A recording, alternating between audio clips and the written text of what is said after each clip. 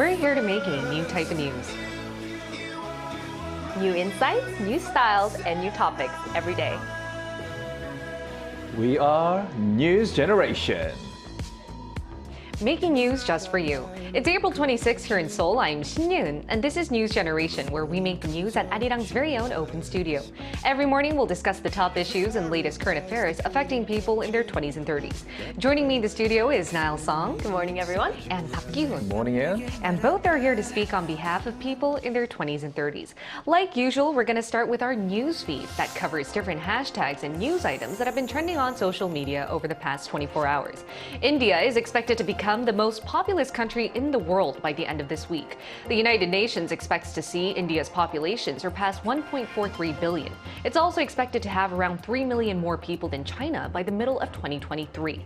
Moving on, South Korea's Supreme Court has decided to strengthen prison sentences for drivers under the influence who injure or kill children in school zones. From July, drivers with blood alcohol levels of 0.2% and higher who injure a child could get 5 years in prison, and those who kill a child could get 8 years, with the sentence rising to 23 for those who flee the scene of the crime. Lastly, this Facebook post went viral here in Korea. It shows that a Japanese sushi chain named one of the items on its menu as Dokdo shrimp, referring to the dish serving fresh shrimp from Korea's Dokdo Islets. Despite Dokdo irrefutably being South Korean territory, the Japanese government and companies have consistently argued that there's an ongoing territorial dispute and called Dokdo Takeshima instead. That's why the person who uploaded this post, Professor Seo Kyung-duk, shared his astonishment, and he was especially surprised to see a Japanese restaurant chain, though it was located in Hong Kong, refer to the geographic term Dokdo. And here in the studio, before we move on, what did you guys think about this news item, the last one? I think it was very effective and it was very informative as well to show the whole world that Dokdo Islets actually belong to Korea. And maybe I thought the government can support more seafood restaurant owners to use more ingredients from Dokdo in their menus, so we can, I guess, promote and inform more people that Dokdo really belongs to South Korea. Dokdo is South Korea's. What about you now? And I feel like we may think that this is a very subtle move and it's just one menu, but it's not. It's things like this, the small choices that we make, even the shoe choices. I don't know if you saw Yoo Jae-seok wearing the Dokdo-inspired shoes a few years ago. Things like that, exposure to media that makes all the big changes eventually. And it's our job as people in media to promote that Dokdo is South Korea's. Now, it's the second day into our News Gen special series for the ROK-U.S. summit, and young people in Korea have often wanted to work or study in the United States, but now this trend is changing. To find out more, take a look at the screen. The United States has long been a popular destination for Korean households to send their children off to study. But since the pandemic, fewer Koreans have decided to study abroad. That's partly because a lot of people think an education in the U.S. no longer has a competitive advantage when it comes to finding jobs. With higher living costs amid a worsening global economy and slimmer chances of receiving an OPT work authorization or a H-1B visa, fewer of the younger generation in Korea are choosing to go to the States. But what about vice versa? According to the Korean Council for University College Education, the number of international students in universities nationwide has continuously been on the rise over the last 6 years. Last year, we've seen a 33% increase. The U.S. was one of the top 5 countries that students came from. Today, NewsGen aims to answer 3 questions. 1. What makes South Korea so appealing for American students or potential job seekers to want to come? 2. But has the job market in Korea become even more competitive with more Americans coming in, especially since Korea prioritizes speaking English as a big competitive advantage among job applicants? 3. How can we ensure an equal, fulfilling school and work life for Americans in Korea and vice versa, Koreans in the States? In light of the 70th year of the South Korea-U.S. alliance and the presidential summit between the two nations, we're going to be talking about an important topic of interest for the new gen in these two countries. It's finding a job or studying abroad in each other's country. So now, as a Korean, you and I both have studied abroad in the States, and the U.S. has always been a steady runner for the most popular destination to send your children to study English from, right? But why do you think this is the case? Like you just mentioned, English, it's a global language and everybody wants to learn it. And what better way to learn than just go there and just immerse yourself in the culture. But I think it's also the curriculum system that they have. They allow children to have different types of experiences. That's kind of, it's different from what we have here in Korea. And things like sports is not just for professional athletes. I feel like there's this, idea in Korea that if you're in sports, extracurricular, above elementary years, it means that you're thinking about it as a serious career. But in the States, it's kind of, you can do both. It's open for everyone. You actually need to have good grades to be on sports teams. So I think it's encouraging people to really just stretch out in different areas. And for me personally, it was in drama. I was able to be in plays while I was in school. So it was just so fun growing up. Yeah, I really cherished my childhood in the States because you can balance academics and extracurriculars. But what about the other way around, though? Ki-hoon, is Korea becoming a popular destination for American students? Definitely, Korea is becoming a very attractive country for students from overseas to come in and study. It's home to one of the world's top universities, from Seoul National University to Korea Advanced Institute of Science and Technology, better known as KAIST. Yeah. And the country is making significant efforts to increase its internationalization by offering a range of English taught programs and also inviting English speaking professors from overseas. And according to a data collecting site, the number of foreign students studying in higher education institutions here in Korea has been steadily increasing from 2013. And in 2022, there were approximately 167,000 foreign students studying here in Korea. So we can say that Korea is becoming a very popular country for students to study, pursue a career, or even to, immigrate and live here. Yeah, I love that. That's really nice. And before we go further into our discussion, let's hear from an American millennial who's decided to come study and even live here in Korea. And we'll be right back after this.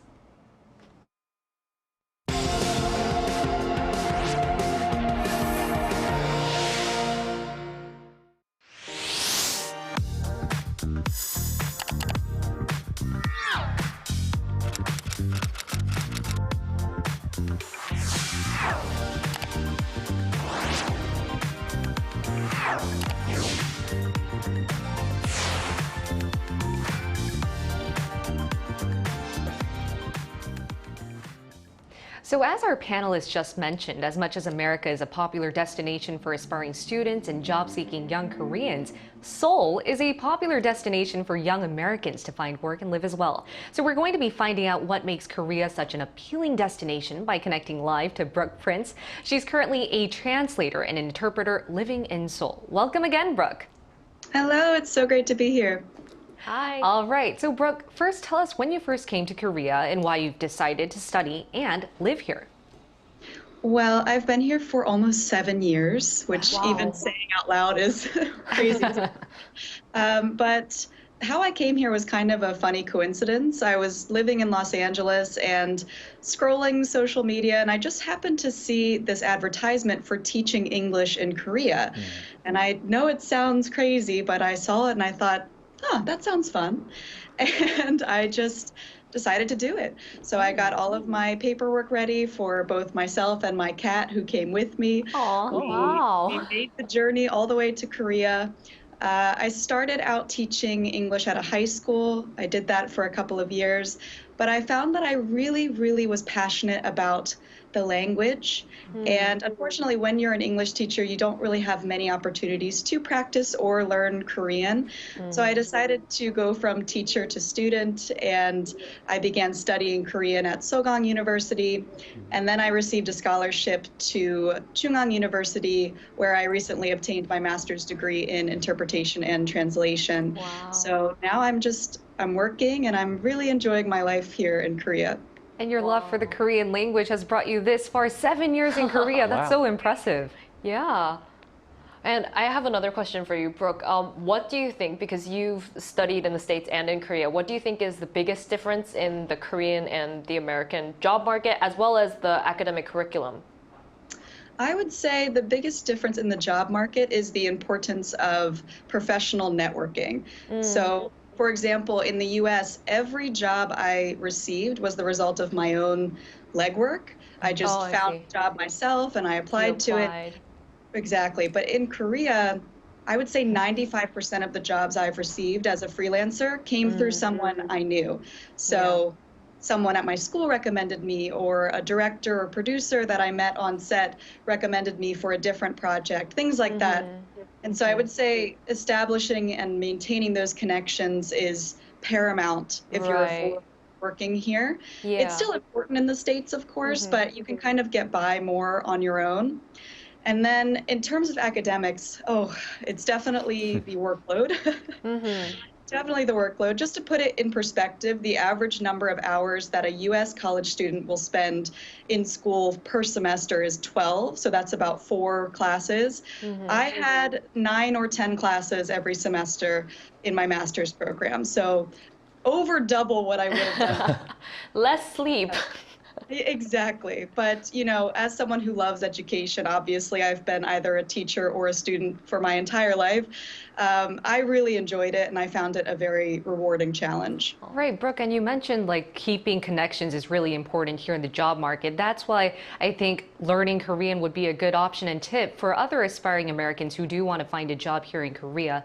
And Ki-hoon, do you have a last question that you would like to ask Brooke yourself? Yes, I do. Brooke, how long are you planning to stay in Korea, and what makes you want to stay the most, other than K-pop, K-drama, K-content, delicious seafood from Tokdo? Yes.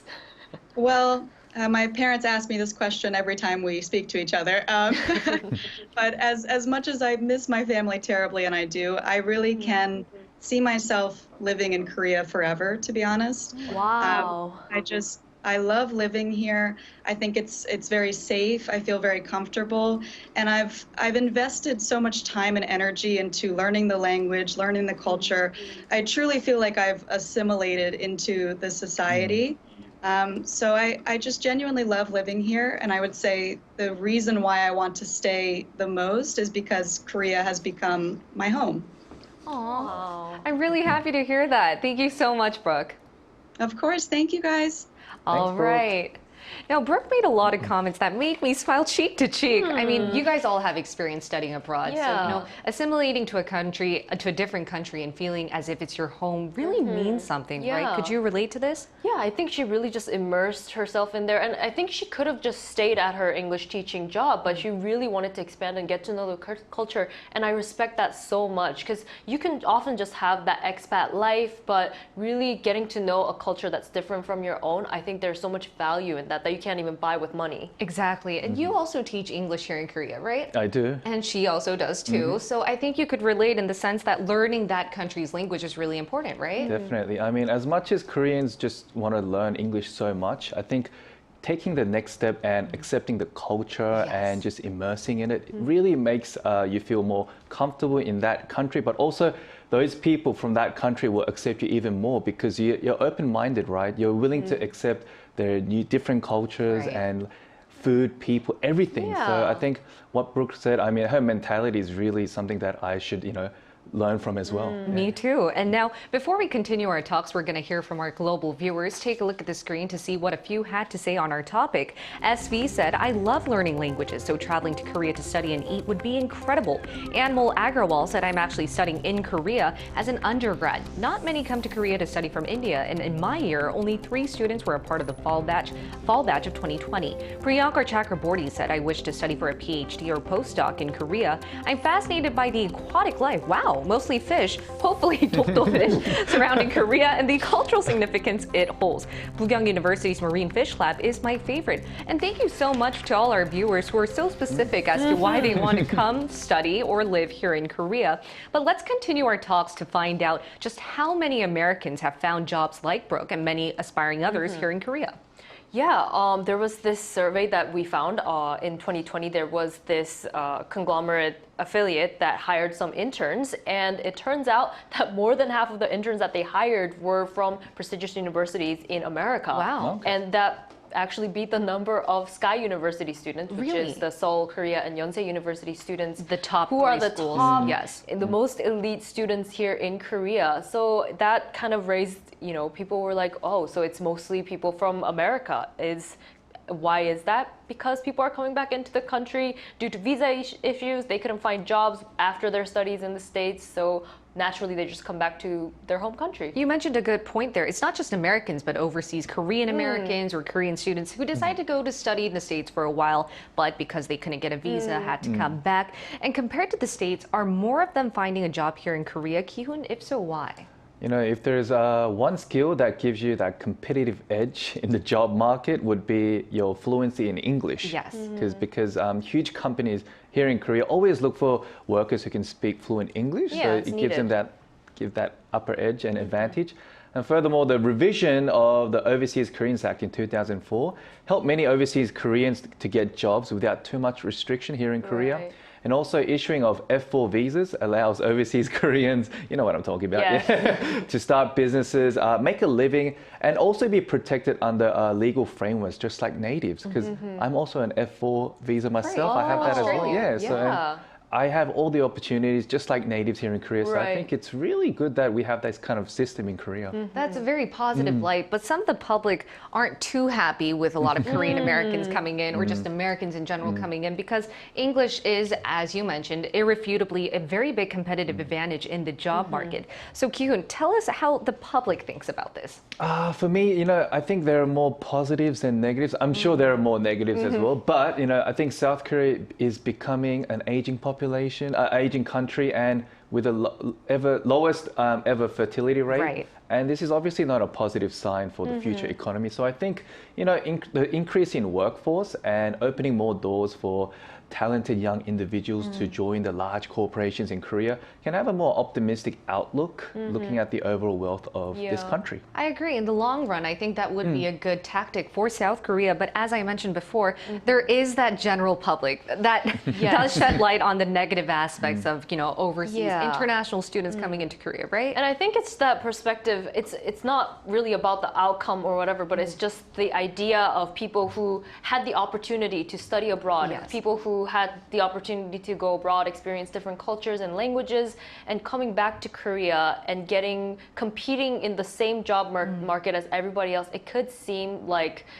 they are more privileged, and it's unfair because not everybody has access to, you know, such great education and language studies and things like that. So I think there's kind of that negative view of the unfairness of the privileged people, what they get. Yeah, and some people are saying that we need a two-track system in employment. Like for overseas, for Korean Americans, they need to be employed in a separate way compared to Koreans because environment-wise, it was just different, the type of education and opportunities you receive. And that's not because of, I don't think it's because of privilege per se. It's more of environmental differences, right? The education system is quite different. Then what do you guys think need to be done, though? There are these conflicts that need to be settled. There is building tension. How can we solve such unsettled conflicts from building up an even more competitive job market?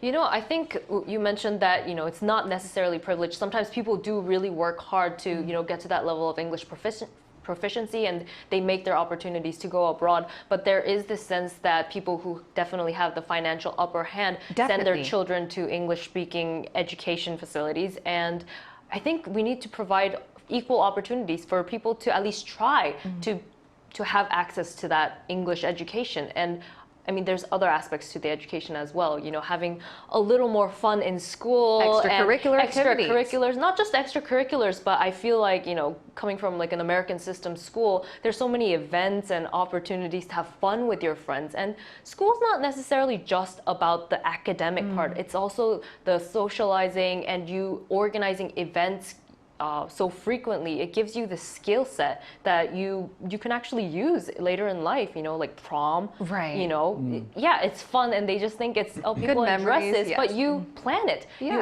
manage the money. And I think those are the kind of things that people would benefit from if we can just give it to the more public education here in Korea. Right, so better education in Korea. And Korea is definitely going in the right direction. We're seeing more extracurricular activities or even like IT software schools being developed to train But to be more affordable. For all of that to be more affordable for everyone. For everyone, that's a very good point. What about you, Ki-hoon? Any ideas that you have? You know, I think as a student, studying is very important. But, you know, I grew up in Australia where education was of course, very important, but they took put more focus on extracurricular activities, playing sports, just socializing, doing a lot of group projects. So I think having that variety of experience growing up is very important as you build your career, because as much as graduating from a very prestigious university, I know that's important. Like that's something you need in your resume. But at the end of the day, when you work with people, it's about your personality, who you are and how you present yourself, which is something that just doesn't come from education. Right? It's not about how smart you are. Yeah. And so I also think ever since the fourth industrial revolution, we live in an ever more connected world with fewer boundaries and limitless potential. So I think Koreans who are born and raised in Korea should not, be too discouraged. They can also be educated through better reforms from the government. Definitely. Right.